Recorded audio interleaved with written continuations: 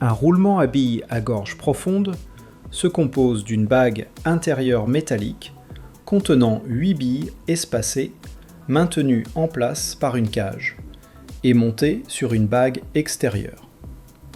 Les roulements à billes à gorge profonde sont les plus courants. Le roulement des billes dans les gorges des bagues intérieures et extérieures réduit considérablement le frottement lors du fonctionnement mécanique.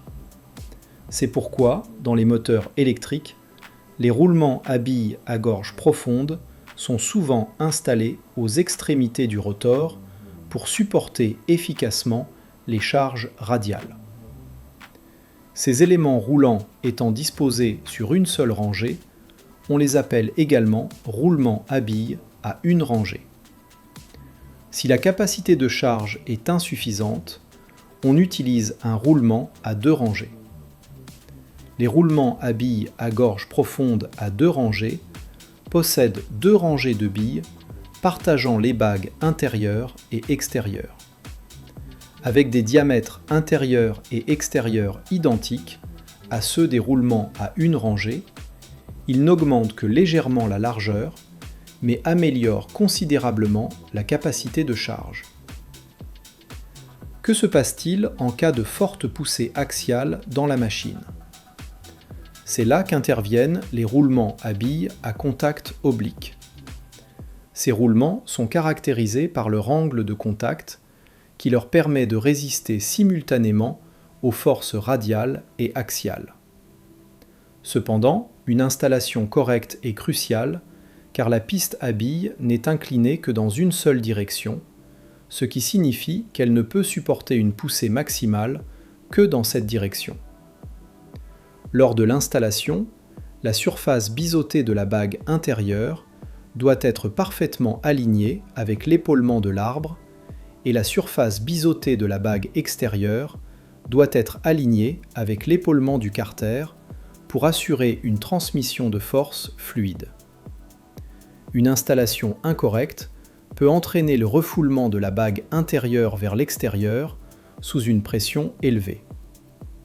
De plus, plus l'angle de biseau du roulement est grand, plus sa capacité de poussée est importante. La poussée qu'il peut supporter est directement liée à son angle de biseau, l'angle de contact.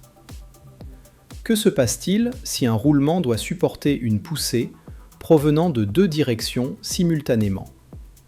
Dans ce cas, deux roulements à billes à contact oblique sont montés radialement symétriquement. Cette configuration est appelée roulement à billes à contact oblique à double rangée.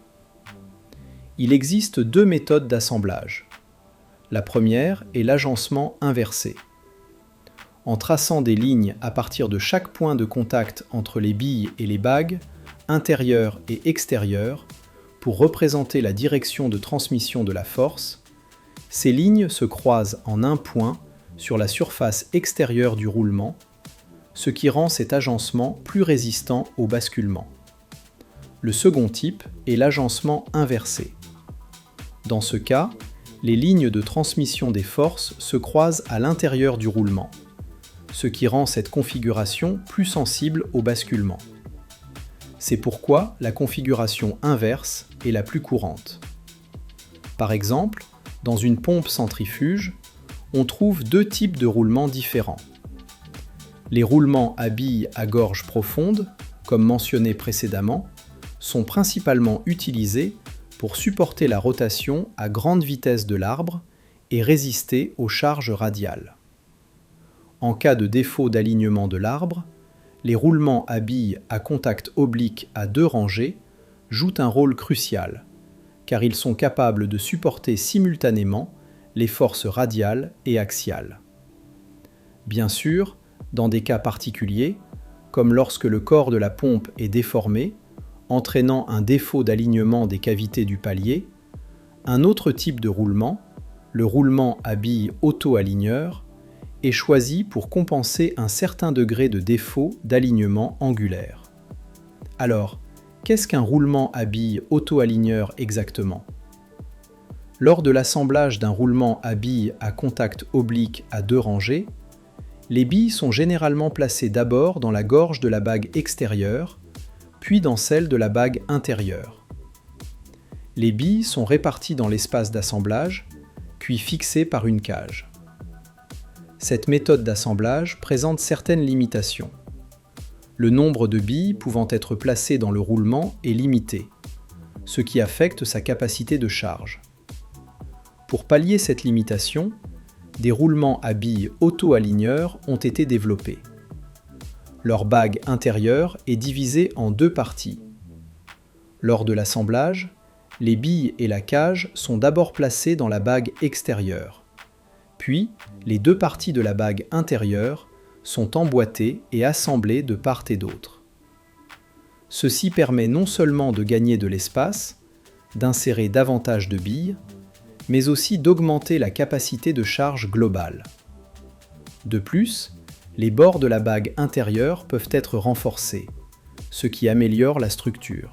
Comme les billes ne sont pas forcées lors de l'assemblage, l'angle de contact peut atteindre 45 degrés, ce qui améliore considérablement la capacité de charge axiale. C'est pourquoi ce type de roulement est également utilisé dans les convoyeurs à bande des mines.